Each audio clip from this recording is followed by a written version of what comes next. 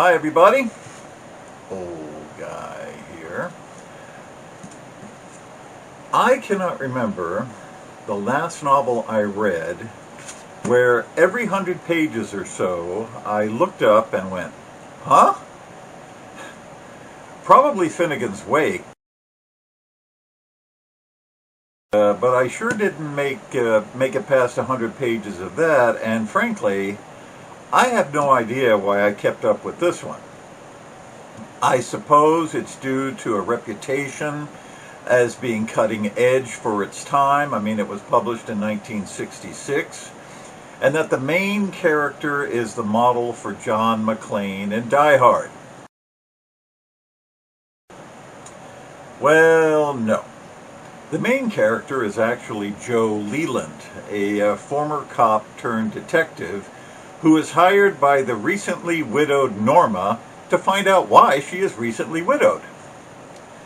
The story is her husband, the recently deceased Colin McIver, took a suicide header off the roof of the local racetrack, and Norma isn't buying it. I'm not sure I would be either, because that's a strange place and method for doing oneself in. Especially as Colin turns out to be some kind of genius accountant who knows how to move money rather surreptitiously. Accountant. Knows how to move money. And he was at the racetrack. I wonder where this is heading. Not where you think.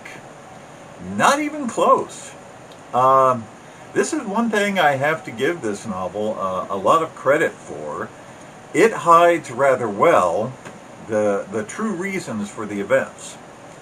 Of course, it does that by throwing hundreds of pages of absolutely meaningless dialogue at you, so that you become so eye-glazed that if a perverse murderer jumped up and pulled your finger, you wouldn't notice.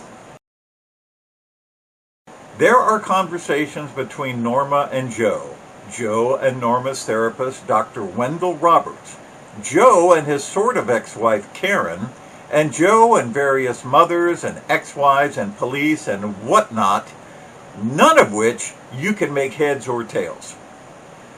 These dialogues go on for 30 to 40 pages, and every time I sat back and went, I have no idea what that was about. Sort of my reaction to Finnegan's, but at least that's everyone's reactions to Finnegan's. Really shouldn't be the same for a detective novel. The only reason I can conjure for all of this baffling dialogue and self-examination of the most decidedly quack-like analysis is that it's the 60s.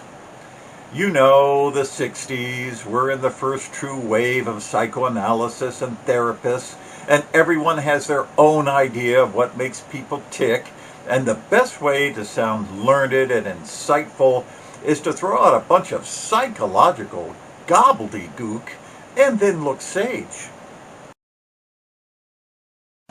That's what's going on here. Everybody's trying to be wise and analytical, and they aren't. And you can't be blamed for not getting it because you're probably normal. It's a lot like watching one of those movies made in the late 50s or early 60s when people react or do stuff that's just downright incomprehensible. You know, like Aaron shoving his head through a railroad car window in Elia Kazan's East of Eden. So, why did I stay with this? The alleged relationship with John McClane, which actually is in Thorpe's sequel to this, called Nothing Lasts Forever, which was published in 1979, and is allegedly the basis for Die Hard. I guess. I suppose. I'm so confused by this one that I just don't want to find out. So Richard Thorpe, who is this guy? Well, he was born in the Bronx in 1936 and worked in his father's detective agency for a while. Then he got the writing bug and he wrote 13 novels and gets the credit for the John McClane series. Okay, old guy here. See you later.